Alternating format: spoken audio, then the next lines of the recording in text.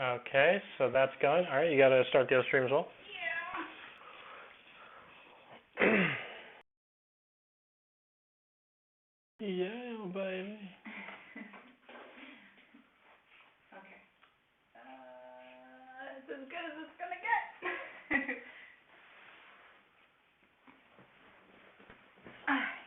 All right, 1 second here. Oh, it was a little too much effort. I'm ready for a nap now. And there will be no napping. No napping. Okay. I'm making a nacho. Okay, well you can have a nacho. You're a good little person. Little person. Good little person. Are you making fun of my size? Well, you know, you are quite short. So yeah. You know what? What? Say okay, wait. Our stream is sideways. Why is our stream sideways? Oh, it's because your phone is sideways. Hold on, people. We're still getting ourselves set up here. Wait. I'm falling. Sorry. That makes me laugh, the fact that we're sideways. All right, What was that you were talking about earlier? The Instaception? Yeah, Instaception? Okay. We can totally... I want to see if it comes up. I hope it does. I mean, for some reason this is... That would be awesome. What goes on? Okay. Watch. Hold on, peoples of the interwebs. We are working on fixing this this thing that we have going here. It was the idea of falling backwards. You glorious peoples of the interwebs. Okay, that's a little bit better, but not great still. Come join our shenanigans. All right. There's always shenanigans. I mean, yeah, we always have some kind of weirdness going on. Keep me around, the comedy. Yeah. Okay, so and the nachos. Thank you guys for holding while we kind of got our craziness put together. One moment here. This is not right. Introduce what we're doing. Can't we ever get anything right? No. What are you? Some kind of alien? Are you saying to be like voting all the time? Starman? Sorry. That's not aliens, that's leprechauns. I'm allowed. They're kind of like an alien. As long as you don't have caustic blood. This is racism. What? Where did that even come from? We want portrait or landscape. We can definitely do landscape. Yeah, but which one's... It actually looks better as landscape, honestly. The portrait one's kind of like smush. Okay, so it has fixed it. Yeah. You did not tell me it was fixed. I just told you. It just literally, I just noticed. Okay. We were talking about aliens and leprechauns. You're supposed to be my... What are you? I am a goth that's learning about crypto. Right, yeah, that's it. Yeah. Okay, let's make sure it's working here, and then we'll start a formal introduction of what this actually is. Again, thank you, glorious peoples of the interwebs, for... You can watch me eat lunch. Yes, I'm sure that's what everybody here wanted. Yeah. We can do those videos too. I'll take requests in my DM. Don't listen to her. No, totally listen to me. Do not listen to her. On what to eat for lunch, and I will share the video. Finally, shall we? Yes. Because there is news and there are things to talk about. Indeed, there are. So, yeah, go ahead and take us away. What's our introduction here? What are we doing? We're not doing nachos. Okay, we're kind of doing nachos. We're not doing nachos. By the way, shout out to CryptoGoth for making these amazing nachos for us to have here on our first live stream. That is awesome. I don't use regular nacho cheese, people. You got to get into the Gouda. And the brie. Yeah. Oh yeah. We're fancy. Anyways, thank you for joining us. First on the block with Dre King. And CryptoGoth. I is people. So what's first on the block today? So we got a bunch of things to do here today. First of all, I'd like to thank everybody who's currently watching us out there all over the interwebs. Boo Boo, Shamiana, Matthew Kane, all of you guys, awesome. Thank you guys so much for joining us. If you have any questions throughout the course of this stream or anything you'd like us to talk about, please, shoot us a DM in the chat, and we'll be happy to. I will try to read them with my horrible eyes. Yeah. Well, we'll do the best we can. So we do have some news to cover today, though. First, we're going to cover some global news, and the first thing there is going to be that Chinese authorities are currently issuing a crackdown on mining in Mongolia, and so. Regulators, according to a CoinDesk article that came out yesterday, regulators... what did you do? I don't know what I did. There we go. Sorry about that, guys. Regulators in the Chinese autonomous province of Inner Mongolia have issued a notice demanding a cleanup of the province's crypto mining enterprises. A local news outlet over in China, Chain News, reported on the 14th that the Development Reform Commission, the Public Security Department, the Office of the Ministry of Industry, the Financial Office, and the Big Data Bureau are all entering into a joint effort, quoting, "The virtual currency mining industry belongs to a pseudo-financial innovation unrelated to the real economy and should not be supported." This is kind of a big deal, given the fact that China does produce about 70% of Bitcoin's global hash rate. And yeah, it is. It's really big. And specifically, the Sichuan province, which is in Inner Mongolia, does house about 70% of China's mining potential. So that's about 40 to 50%, give or take, of the global mining hash power, which is a significant amount of power that they have there.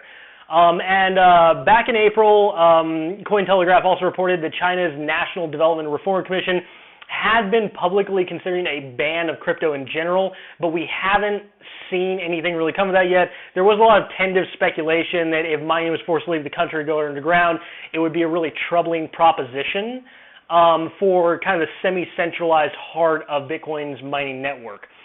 To date, nothing like that's happened yet, but this is definitely an issue to look into as things move along. As with China's stance right now that Bitcoin mining won't be supported or I guess even tolerated right now, as it is a quote-unquote pseudo-financial innovation. Right. It'll be really interesting to see what this means, especially for some of the older proof-of-work currencies we've had in the past. Beat Guts, great to have you with us. Welcome. River Hickman, also great to have you with us. Always happy to share the news. So, what do you think about what China's kind of issued here with their cleanup of crypto mining? Well, I mean, when it comes to the proof of work, that is a big subject. I know there's a huge debate when it comes to the old timers. Mm-hmm.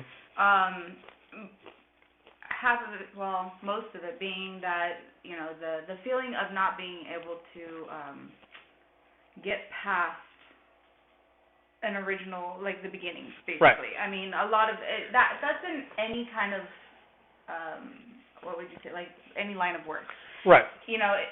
There's that saying, if it's not broke, don't fix it. But it is a broken system, and they do need to realize that. And, move the fuck on. Right. I mean, that is definitely, that's a really big thing, and I think that that's a really good point, is that, when it comes to proof of work mining in general, it is a very old concept in the crypto space. I mean, granted, it was invented just about a decade ago exactly at this point.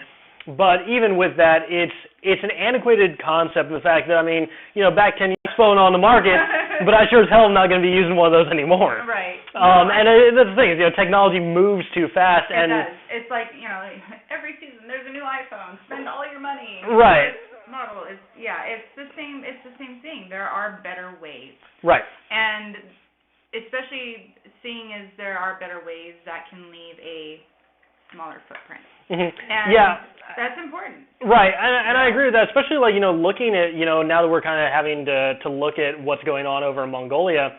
Mm-hmm.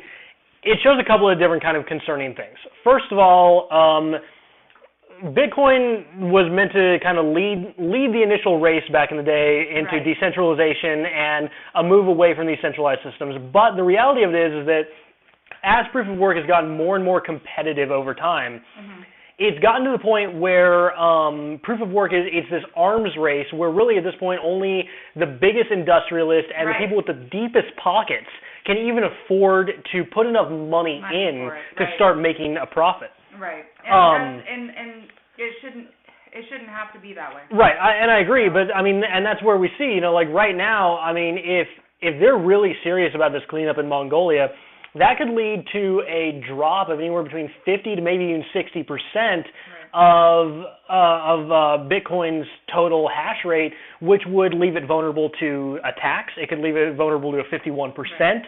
And in addition, I mean, you're right. You brought up something earlier that I think a lot of people don't realize is that proof of work mining is a very, very power-intensive structure that leaves a massive ecological footprint. Right. And that's that's the one thing, like when it comes down to leaving such a huge footprint on our environment, that is something that I'm definitely.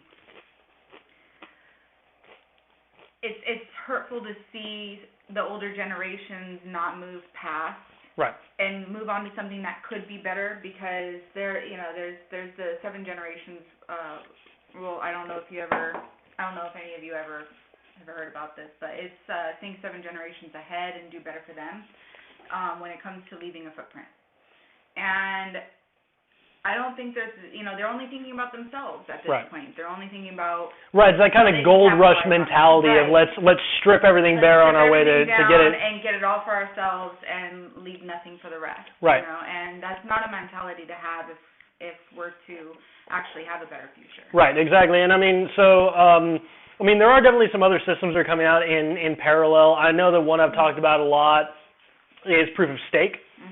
Is something that I'm a very big proponent of, and it's, I see that with things like proof of stake, proof of authority, with the Crown Network, we're doing proof of reserve, these alternative minting concepts where it kind of does a switch from mining to minting. Right. As much as, I was mining, Bitcoin as early as 2010, 2011.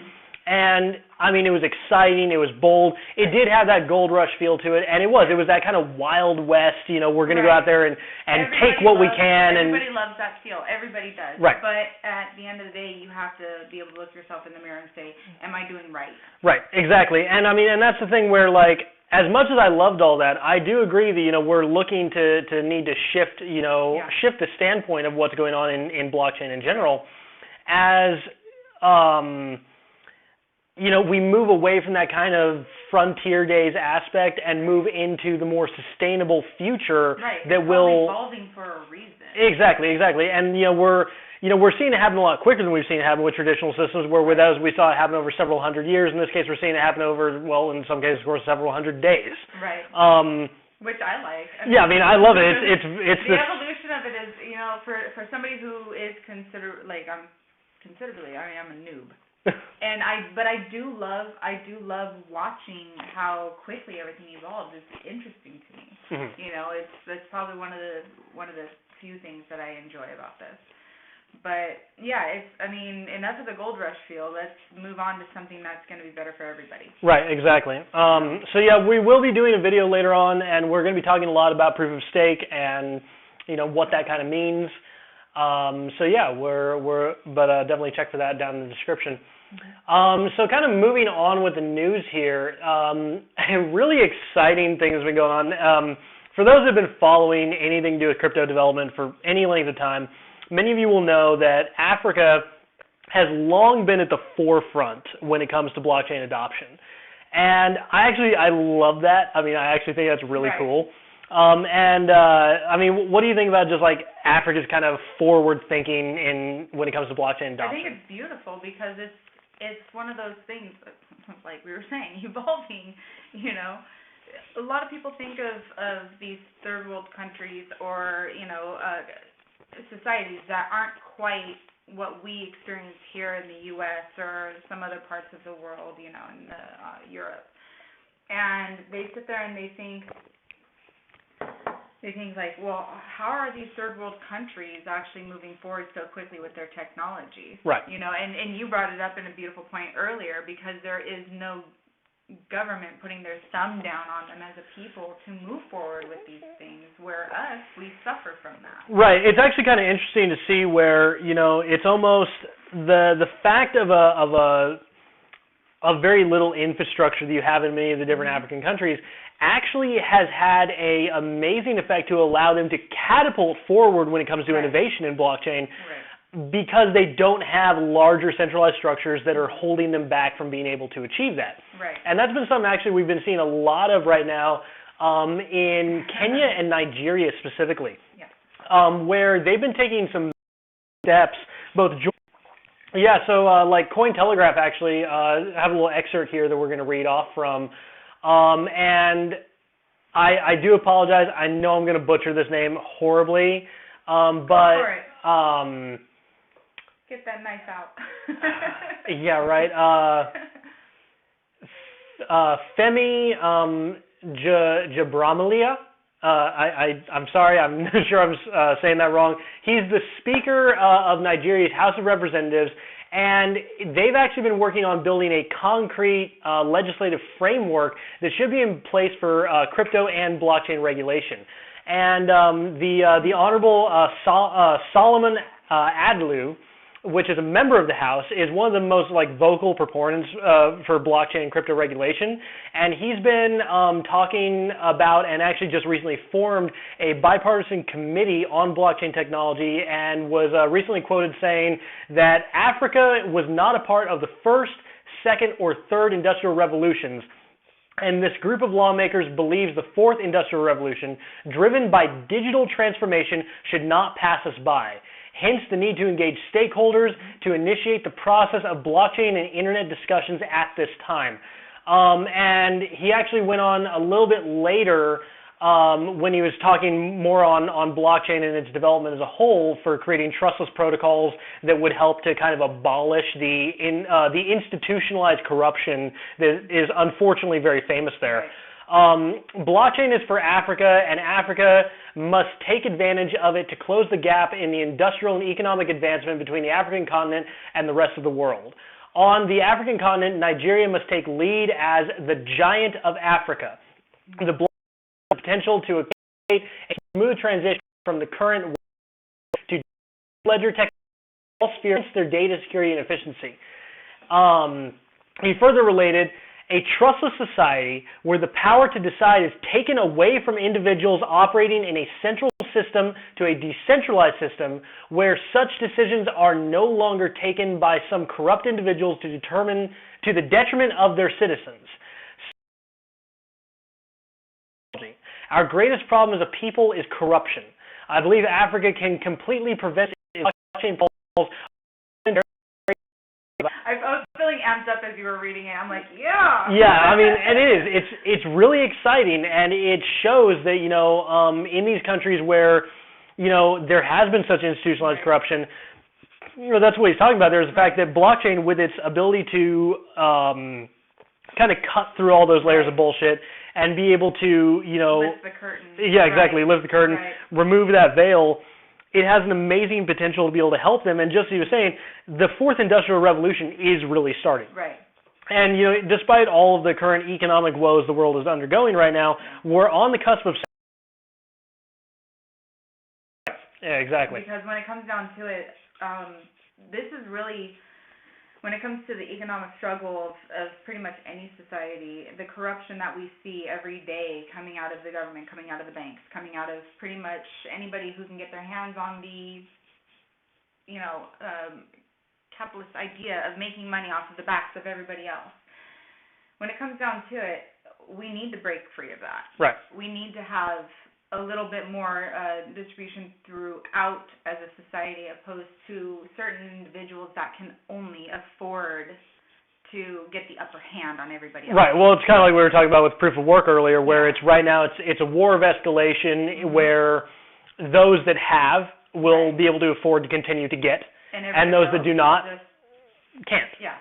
And that's why we're struggle. Who likes living paycheck to paycheck? Right, exactly. Nobody. And that's these systems, if they're appropriately and they're executed in a way that you have, they can be conducted in a way to give that opportunity. Right. So yeah, I mean that's very interesting. Additionally to what's going on in Nigeria, Kenya has been making really big inroads in blockchain development, both with developing a very cool system where they're actually trying to convert their entire road infrastructure over to blockchain for distributed development of their actual transportation infrastructure. And then also they are currently looking to expand their kind of legal stance on blockchain, have it better clarified, potentially issue a digital national fiat. So it would use some of the blockchain protocols to be able to enable transparency. So that's it's start. Right, it is a start. It is a start. It's a beautiful start. Right. It was interesting though. One thing that the Central Bank of Kenya did say though is I think it's great because they were saying that they have a very favorable stance towards blockchain in general. They believe that assets like Bitcoin and Ethereum will be able to be used to the nation's betterment. But they actually put a specific amendment in there stating that they of the dangers of Libra. And the fact that Libra would not be supported or tolerated by the state of Kenya. Kudos to you, Kenya. Kudos to you. Yeah. I lift my nacho to you. Yes. That's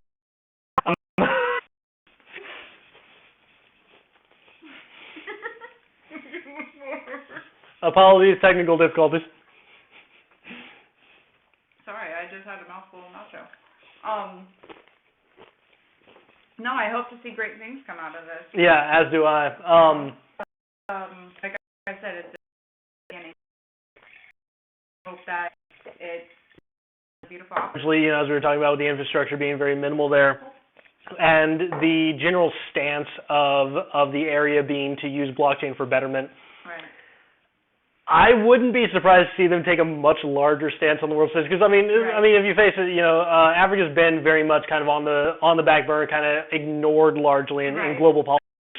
I don't think that's going to be the case very much longer, and it's going to be beautiful to see them just blow past everybody. Right. It's exactly like. Well, and it's interesting too because kind of the lack not just of a capitalist structure but of structure in general makes it so that. It's very interesting because it puts them in a very unique position where, obviously Asia was the first to really embrace blockchain. Right. And, it immediately went to the kind of capitalist structure. We saw the same thing happen here in the Americas. In Europe, they started working a bit more on actual innovations with it, but even there, it largely became, dominated by the capitalist structure. Africa is one of the few places where you see that the main players there are still talking about the same concepts that Satoshi envisioned back in the day. Right. And they're still the first major global players to approach this from the trustless economic standpoint and not the let's make money. The vision that it's supposed to be. Right. That's one of the reasons why I find it so beautiful. And government sucks. A little bit. Speaking of our government, we in our move around the world of the latest news we're doing here, let's move on and talk about the United States Treasury's Department that non-compliant fintechs will not survive the war on terror. I love that. That is. Words. Yeah, let's see. How many red alarms does that set off, people? How many here are afraid of the buzzword terrorist? For those watching our podcast later, I'm not sure if you can see my hand raised, but it's there. It's such an overused, our government uses that as a weapon against us. They so do. I mean, the war on terror is terror itself. Do you know anything about this other country? No? Yeah, exactly. Be aware. Yeah. Be afraid. Be very, very afraid. Anyway, in a press release issued on September 11th, stated that cryptocurrencies could become the next frontier in the war on terrorism, being quoted saying, terrorist organizations and their supporters and sympathizers are constantly looking for new ways to raise and transfer funds without detection or tracking by law enforcement. While most terrorist groups are still primarily relying on traditional financial systems and cash to transfer funds, without the appropriate strong safeguards, cryptocurrencies could become the next frontier. She went on to say that absent appropriate safeguards to keep our nations and communities safe from terrorists, rogue regimes, and others who threaten us, the U.S. will work with governments around the world to make non-networks and fintechs do not survive. Now, this was put in the context of Bitcoin and Ethereum itself. Right. Bitcoin, being an infamous system for the fact that it does resist centralized control. Right. And, you're not going to be able to implement a KYC system on it. So essentially, this was a very mild declaration of opposition, I guess, by the United States to blockchain in general, and at least the decentralized arm of it. Well, yeah, I mean, that's obvious, but I don't know. With all this stuff coming, when it comes to declaration against blockchain, anything, it's not right. Well, it's no. Not, it's if the people are screaming for something better, you think the first thing any government would want to do is give them that. Yes? Anybody oppose that statement? No, I mean, I'm with you. That's kind of why, you want to move to Kenya? They seem kind of cool over there. They accept people like us, don't they? I think so, yeah. Yeah. Yeah, I mean, I can go and help them build stuff. That'd be fun. You'd make your killing. Yeah, well, I don't see this very well. There's some blonde under here somewhere. There. No, it really made the United States their stance on decentralized systems really clear, and the fact that they're kind of committed now to a pseudo exsanguination of the non-compliant fintechs, and I don't know. I mean, I see this as being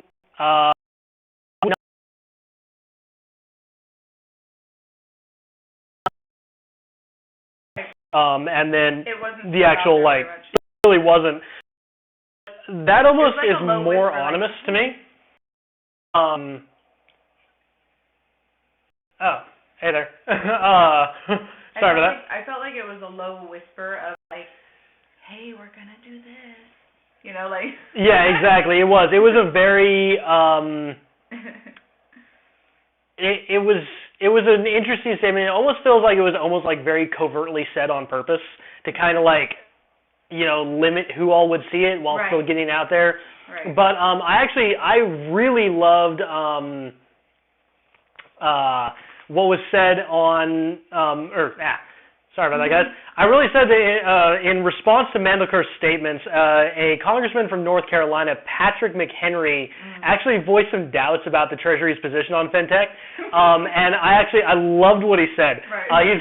He's just straight up saying, he's like, the world that Satoshi Nakamoto, author of the Bitcoin white paper, envisioned, and others are building, is an unstoppable force.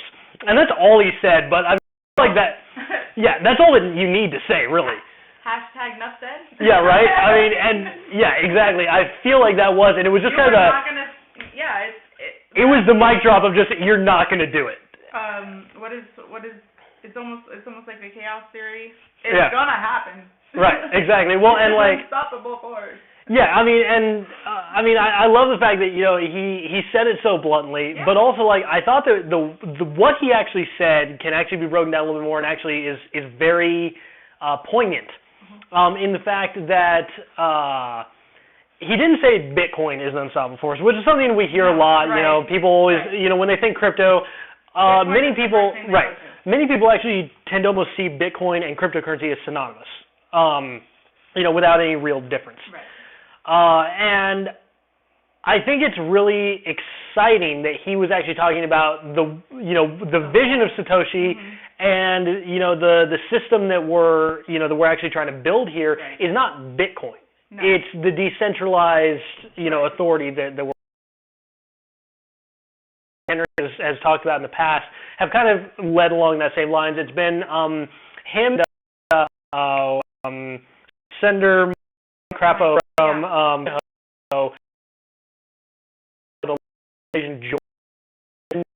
need for the U.S. to not do things like this, right, but actually try to figure out how to be more like Kenya, how to lead the innovation. How to actually get out there and put a first foot forward and actually have an effort, right, an acceptance, opposed to trying to fight. Right, exactly, and I think that's really exciting. And if anybody out there has a line to Patrick McHenry or Mike Crapo, tag them in this, and we'd love to talk to them. Yeah. We really would. Okay, so moving on with our news for today, we got a couple of funny things to talk about actually. So there's. Come on. The first one is who all here has heard about the e-cigarette ban here in the United States? There was actually a presidential executive order banning the sale of e-cigarettes. Is that a flex or what? Yeah, I feel like that's a little bit of a flex. A little bit. I mean, just a little. Like, look what I can do. I can do it. Like, what does this have to do with anything? But what this really has to deal with is the fact that after this kind of totalitarian order came out, we actually saw a statement from Tom Lee, which is the co-founder of FunStat Global Advisors, who said that this is unrelated but shows the White House can issue an executive order banning anything and could even ban Bitcoin. Yep. He later added, after he caused kind of an instant panic after he put this out on Twitter, he's like, not expecting it, concern, especially with Trump's previous statements that were very negative concerning digital assets, and it's kind of continuing to fuel the insecurities of U.S. blockchain developers and users. And I mean, we're seeing exactly. Well, that's the thing. It's become this kind of witch hunt. That's back to the previous topic. Something I think is a really important thing to bring up is the fact that they're saying, terrorists are going to be using Bitcoin. Bitcoin's a public ledger. There's that buzzword again. Right. But Bitcoin is a public ledger system. It's not private. Nothing you do on Bitcoin is private. No, it's funny because, banks privatized. Right. Right? So they can pretty much hold all your assets, and what happens when a panic spreads? Mm-hmm. Where's all your money? No, the banks shut down. Right. You ain't getting anything out of them. This start panicking, and they do it all the time. Right. I don't know. No, it is, and I think it's really interesting though that there's this almost like demonization of blockchain, and you have these people who are talking about how it's going to be used for all these illegal activities. And I mean I've heard it for years. What was that one meme that we saw? No nefarious crimes ever happened. Oh, that wasn't even a meme. That was a tweet that was issued by the President of the United States of America. It was turned into a meme though. It was turned into a meme. And wait, didn't we do that at one point with the image from? I'm not sure if we did. Yeah, I think we did. But it's in our vault somewhere. Right. Yeah. We'll reshare it just so everybody sees it there. But no, there was actually a statement issued by our esteemed leaders earlier this year, stating Bitcoin is only used for nefarious purposes or dark web transactions, and I'm paraphrasing there a little bit. And that he does not believe that a illegal transaction has ever successfully been conducted using the U.S. dollar. Yeah. Let me tell you what. Al Capone was not out there swinging his bags of Bitcoins, people. It didn't happen. It didn't happen. You mean those pictures weren't real of Al Capone with his laptop and his Bitcoin and... That didn't happen? Nope. You know what? I believe that he was using the good old American green. The hell you say? Yeah, I mean, I do believe he was. This is something that we all know. It's been happening for years with the USD. I mean. Oh yeah. Since the dawn of time, when I was a little girl. And talking about our lovely U.S. dollar. There's a new breed of cybercrime that just makes me giddy. So I'm kind of upset that you put this in the funny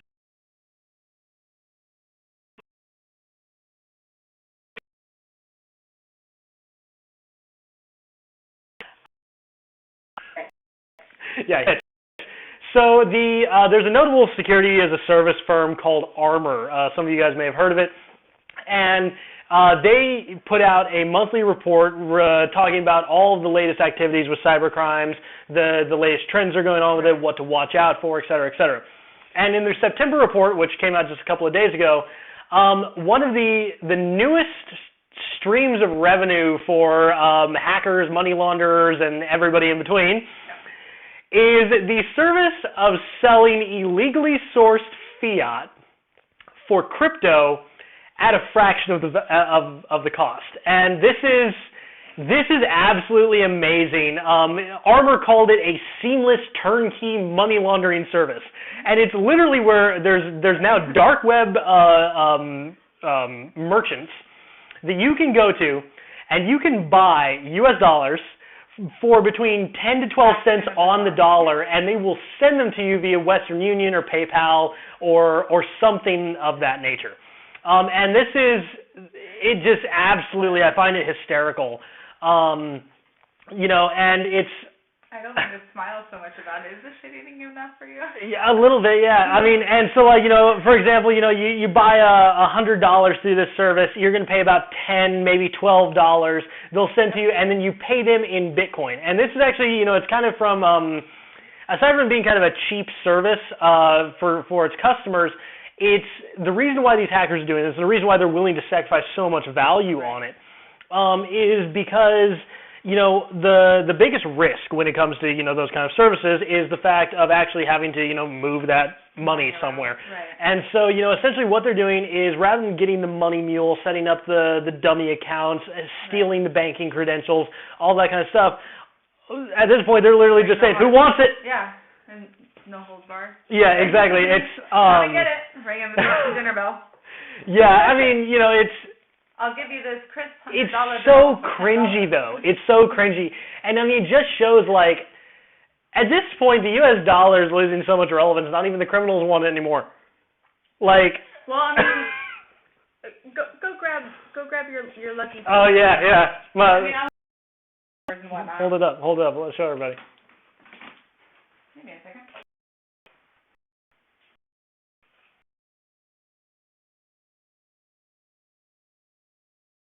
That's all it is. Hold up for the other camera, see too. What? Yeah, sorry. Gotta get them both. Not one poo. Promissory note. Mhm. That's all they are, people. Yep. Printed pretty paper. It is. And that's That's what it says Federal Reserve note. Right. Well, and that's I think that it's a really important it's an important thing to bring up. I think you managed to miss that other camera altogether. Oh, there you go. There you go. It's on delay. Yeah. So yeah, I think that this is a really important thing to bring up is the dollar you carry in your hasn't been since the 70s when we went off the gold standard. Right. The dollar in your pocket is a mark of debt. It's debt paid and owed. Right. And it's a horrible system to run a currency on. I mean, if you are operating on a solely debt-based system, then you're operating on a system in which, everything is a very consumeristic system. It's very, it's a system where the more money you have, the more you have to spend to continue. And the ball. Right. Well, because if they ever stop shuffling all those cups, there's nothing underneath. It's all just, they're burning paper. Not there. It doesn't exist for you. Right. There is no spoon. There is no spoon. Sorry. For all of my crypto nerds, please tag which currency that should relate to, and we'll give you a shout out. You know which currency I'm talking about. Yeah.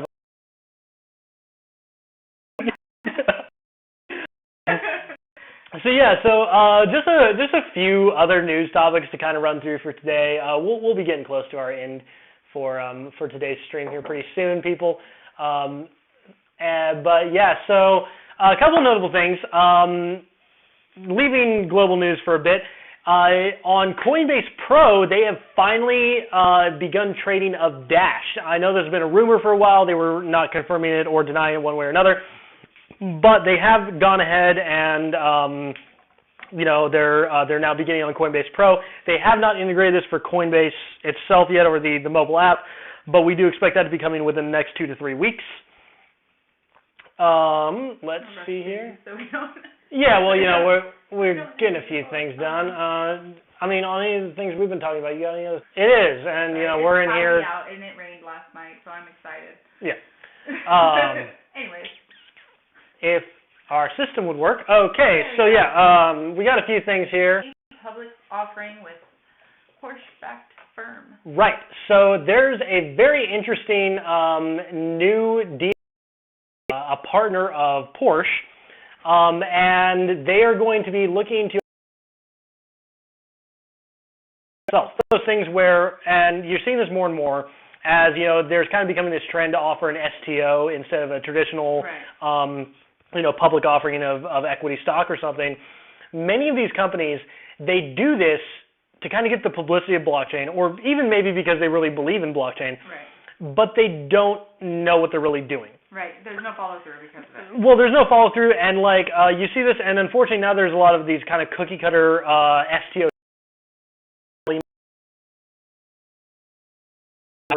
things of this nature. I hate to say, but even Republic.co. You see where they just have kind of this same cookie cutter security token that they sell to people, but the token has intrinsic value of its own. It doesn't do anything, actually offer a trustless mechanism or a smart contract marker. It's new. Yeah. It's just a fad to them. Mm-hmm. Well, and for even the ones that are truly, because I know several that are actually proponents of blockchain, they're trying to integrate into this thing, but they almost kind of get sold a bag of goods because they're sold on, we're selling a security token, right? But they don't really know what a security token is supposed to do. Right. And so they just treat it like a paper stock, the same as they would with anything in the past, which really limits, how much it can actually get done. So I think that's something where there's still some need for innovation. They can do with it. That's not only just them, it's with don't understand, right? Don't even know where to begin, right? One already, because you're definitely it's sink or swim in most situations, and this you will definitely end up swimming if you educate yourself. That's very true. Yeah. About it and don't end up doing. I know. Also thinking about when you talk about people that have been working in traditional business for years and years and years, the idea of a stock having autonomous control over part of their company and them not being able to have direct influence over it terrifies them. Right. No. And I understand that, but that mentality needs to go away. Right. Exactly. It's like we started with, time to evolve. Right. And that is a big thing. Educating yourself first is the major part, and reading on any of the companies that you're looking into. If you're looking into them, definitely read their white papers. If you don't understand half the things that are on the white papers, definitely don't be afraid to look it up. When it comes down to it, I know more people that will search baby videos, cat videos, dog videos. I have always I don't get it. Me. Well, that's so something I actually. You have these tools, people use them. Right, and I don't even remember where this quote's from, but something that I've always loved is that device in my pocket that contains that gives me access to the total sum knowledge of the human race, and I use it to look at cat videos. Yeah. Why? Definitely, that is yes. Why? I love that description because it's it is true. We have the most powerful tool in human history for being able to educate yourself. Right. And yet we're not using it to educate ourselves. We're using it for entertainment. Yeah. I have seen more, and I hate this, more and more. I will walk past a group of people all on their cell phones, and most of them are looking at cat videos, booty videos, which I don't object to. But I'm just saying, further your education. We have the access. Use it. Right. Yeah, no, I think that's a really good point.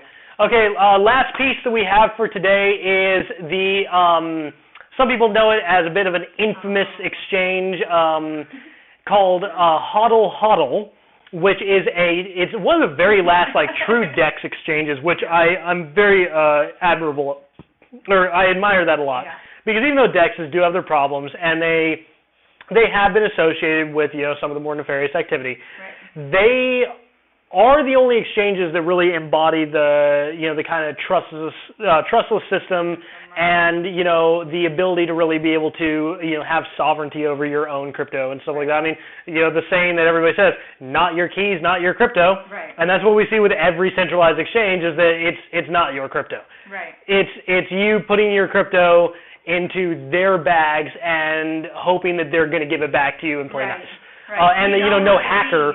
Right, and then no hacker is going to be able to compromise their security Right. system that their admins have and bypass the blockchain security because it is all in a centralized system and just take it. Yeah. It's going to happen. It is going to happen. And so HODL HODL, though, has actually announced that they are planning to make the software that they use to build their exchange free to anyone that wants to launch their own version of the peer-to-peer exchange. And they actually announced it last Saturday at the Baltic Honey Badger Conference in Riga, Latvia. And their plan is, in part, in recognition to HODL HODL's business model, it is vulnerable to regulatory crackdowns because even though they are, kind of playing up this rebel side of it, and they're trying to, stay away from being able to be, forced into the same centralized, control mechanisms with the KYC and all that crap that we see in these other systems, they also they're not trying to dodge the law. They're not trying to act as a safe haven for people who are trying to launder money. Right. They've acted in full regulatory compliance in every way that they can, Right. without resorting to a centralized system. But that still means that, as laws get tighter and tighter, they could, have an executive order signed against them to shut them down. Right. And so in order to protect against that, just the very same way that Bitcoin is, they've decided to let go of control of their system, which does mean they're going to lose a lot of money. Right. I mean, they're going to lose a lot of money. But they're doing it in order to make it so that just as, as the HODL HODL CEO, Max Kudin, said, history teaches us that governments if the government wants to shut you down, it will. Right. And this is absolutely true for for something that's owned by a centralized company. And so, let's imagine their domains get blocked. Some activists would just be able to take the code from GitHub, fork it, and launch something new. Right. Now, I'm a little dubious they're going to be hosting it only on GitHub because GitHub can also be, have code shut down. We've seen it happen in the past. But there is talks about actually hosting it on full node copies of a couple of different blockchains as well, which I think would be a lot better. It'd be slow, but it would be better. Right. HODL is a very rare exchange in the 2019 crypto world because, first of all, it does. One thing I don't care for as much is they focus almost primarily on Bitcoin. It's a Bitcoin with a couple of altcoins to trade against. Right. But at the same time, because the software is now open source, people can modify that. They can make an Ethereum version, they can make a Neo version, they can make whatever they want. Right. And so I think that's a really good thing. But they also they don't do any of the KYC, which I think that the only other exchange that still was at this point was Binance. They stopped that actually yesterday. Ripped Binance. And yeah, so I think that this is a really good thing. And one thing I will say also is that where they have been criticized for not doing KYC because it's that means that you're going to get all the terrorists and the money launderers, they still do AML. Yeah. They don't pry into your personal business, but they still verify that money is not being laundered. Right. They have all of that in place because they're not trying to hide. And so, definitely go over and check out what Max Kudin and HODL HODL's doing. I think that it's really important what they're building for the future of sovereignty in this industry. And I think that's pretty much it. Do you have anything else to add? I'm going to demolish these nachos once the cameras are off. All right. Well, before that, thank everybody so much for listening to our first episode of the First on the Block podcast. We're going to be putting this out 3 times a week if it doesn't drive us crazy. It might drive us crazy. In which case, then you just get to watch us bounce off of the walls and, go crazy. But, yeah, I think that's all we have for today. We thank you guys so much for joining us. And now that we have officially finished the main video, we are going to do a speed run through our news real quick, just the cut down version, so that if you don't want to listen to us ramble, you can download our couple of minute version and go from there. Okay. So Chinese authorities are currently cracking down on mining in Mongolia. This is specifically in the Sichuan province, which is home to about 70% of China's mining hash power. So definitely, we are going to be putting links down in the description of all of this, so go check that out. Big news, as this will have some very far-reaching impacts on the crypto community, and specifically the Bitcoin blockchain. In Africa, blockchain development is soaring right now. We're seeing that especially Kenya and Nigeria are doing leaps and bounds to advance, everything that they're doing. They're integrating blockchain into pretty much every part of their nation states and their whole infrastructure. The Honorable Solomon Adlu, who says a trustless society where the power to decide is taken away from a few individuals operating a centralized system to a decentralized system where decisions are no longer taken by some corrupt individuals to the detriment of their citizens.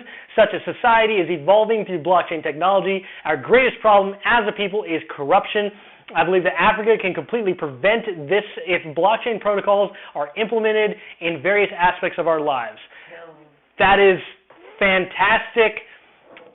I love it. I'm really looking forward to seeing what they're able to come up with later on. The U.S. Treasury Department has stated that non-compliant fintechs won't survive the war on terror, making their opposition to fully decentralized systems extremely clear, and essentially saying that their stance on them is that they will no longer be tolerated either in or out of the United States. A dangerous philosophy if I've ever heard one. In response to these statements from the Treasury Department, Patrick McHenry, a congressman from North Carolina, voiced doubts about the Treasury's position on fintech, stating that the world Satoshi Nakamoto, the author of Bitcoin white paper Envision, and others are building, is an unstoppable force, and he doesn't believe that we're actually going to, that there's going to be anything that any government's really going to be able to do about that. A couple of funny bits we have is an e-cigarette ban that was done as an executive order by the executive branch of the United States government has caused some panic in the crypto community as people are wondering more and more, is there going to be an executive order signed against Bitcoin? I think that there could have been so many other more important things that you could have banned. Yeah. But e-cigarette was what you made your stance on. Yeah, I mean that is definitely a topic. I mean it is. It's a point. And I think that this is especially great. I do look forward to seeing history repeats itself, like China's attempted ban of Bitcoin, where they wrote a cease and desist order and then couldn't figure out anybody to deliver it to. So, but we'll see what happens. A little bit more funny news is that cybercrime has a new avenue of revenue, where now you have criminals who are stealing or laundering the money by selling it for pennies on the dollar against Bitcoin. Look into more on that through the security as a service firm Armor's report that they issued for September. It will absolutely have you rolling on the floor because it's hilarious. Dash is now being traded on Coinbase Pro, and we expect a imminent listing on Coinbase's main website within the next few days. Liechtenstein is now opening their doors to crypto with their first accepted DLT public offering that is being done in concert with Porsche, which is a very weird choice. And lastly, HODL, the decentralized crypto exchange. By the way, I love their name. Every time you say the name HODL, I start doing this in my head. Hodl, hodl, hodl, hodl. So horrible. But Hodl Hodl has announced that they are going to be making the software they use to power their exchange open source in order to be able to protect one of the last true DEX exchanges from centralization in the coming months. Oh, that looked bad. So anyway, guys, thank you so much for joining us for the first ever episode of First on the Block. We look forward to doing this a lot more for you guys, trying to bring you the latest in crypto news, and More funny. yeah, come back. Thank you guys so much. Bye.